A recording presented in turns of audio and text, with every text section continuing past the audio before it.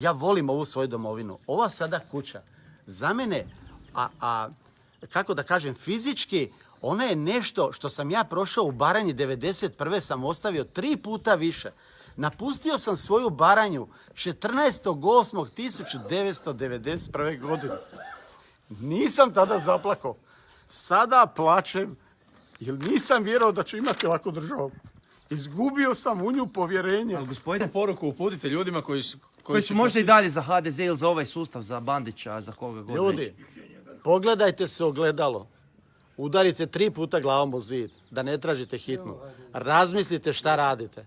Razmislite šta radite. Zbrojite stvari od 91. do danas gdje smo mi napredovali. Meni ove autoceste, meni ove luke, meni Pelješki most, meni ulazak u Europu nije osobno. Ja nisam osjetio korist. Meni je strah da mi djeca sada ne od ovih 3 djece, ali moja Baranja je pusta.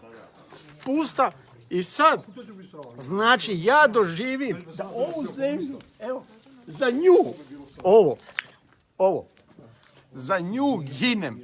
Ovu sam zemlju ja kupio. Ja i moja obitelj. Krvavim novcem. Gospodine, jedna bitna je stvar. Vi ste zvali mnoge